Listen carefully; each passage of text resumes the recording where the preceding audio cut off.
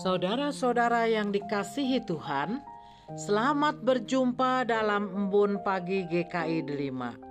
Embun Pagi GKI Delima hari ini bersama saya Pendeta Emeritus Meita Sartika dengan tema Deadlock.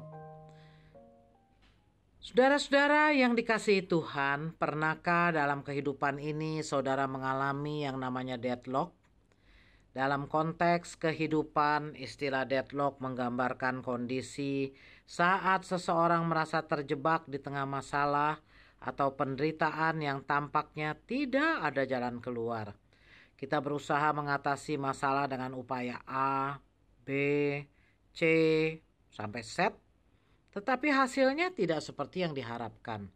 Kita merasa buntu tanpa solusi dan seolah-olah kehilangan pengharapan. Semuanya terasa sia-sia dan tidak ada solusi yang jelas.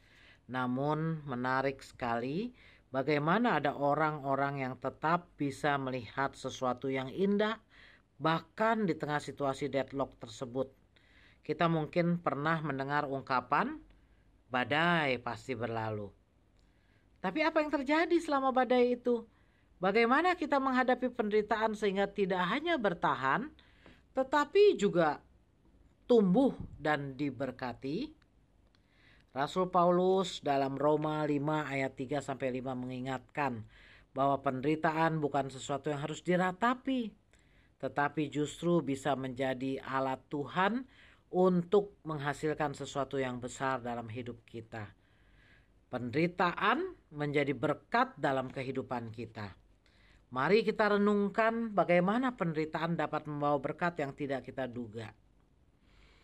Pertama, penderitaan menumbuhkan ketekunan.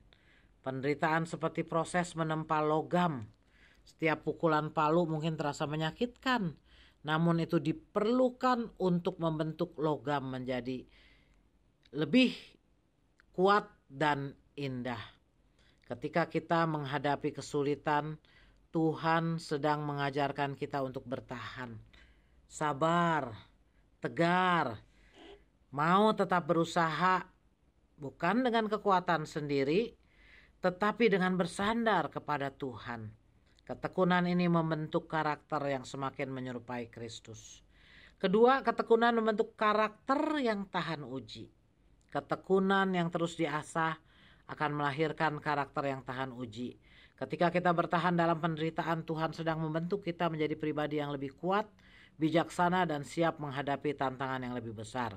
Karakter ini seperti akar pohon yang tumbuh semakin dalam saat angin kencang melanda.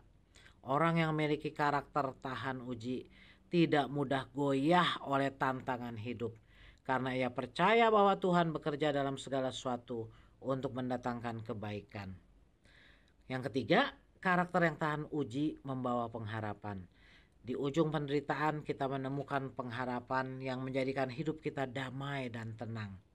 Pengharapan ini bukanlah harapan kosong, tapi keyakinan bahwa Allah sedang dan akan terus bekerja di tengah situasi kita. Seperti pelangi setelah hujan, pengharapan ini mengingatkan kita bahwa kasih setia Tuhan tidak pernah meninggalkan kita. Saudara, Nelson Mandela adalah contoh nyata bagaimana penderitaan dapat menghasilkan berkat yang besar. Selama 27 tahun Mandela dipenjara karena perjuangannya melawan apartheid. Namun Mandela tidak membiarkan penderitaan menghancurkannya. Sebaliknya, ia mengembangkan ketekunan, karakter yang kuat, dan pengharapan untuk perubahan. Ketika akhirnya dibebaskan, Mandela menjadi simbol perdamaian, rekonsiliasi, dan keadilan. Bukan hanya bagi Afrika Selatan, tetapi juga bagi dunia. Penderitaan yang ia alami menjadi alat Tuhan untuk membawa transformasi besar, tidak hanya dalam dirinya, tapi juga bagi banyak orang.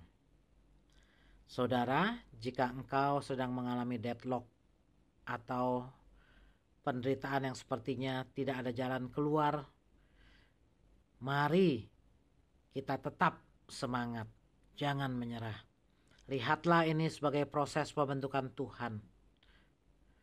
Percayalah bahwa Tuhan sedang bekerja membentuk iman dan karakter Anda. Yang kedua, temukan pengharapan dalam janji-janji Allah. Allah yang setia menyertai saudara dalam setiap masa sulit.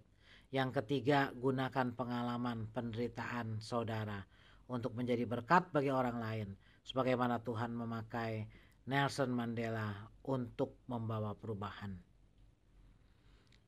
Penderitaan tidak harus menjadi jalan buntu, tapi justru dalam Tuhan, penderitaan adalah proses yang membawa berkat dan pengharapan. Mari kita berdoa.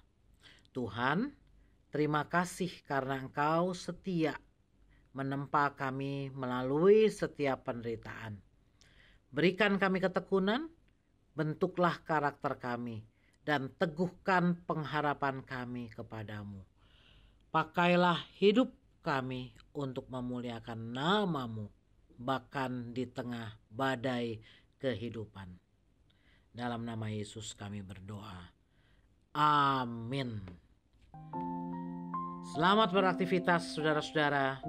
Tuhan memberkati saudara.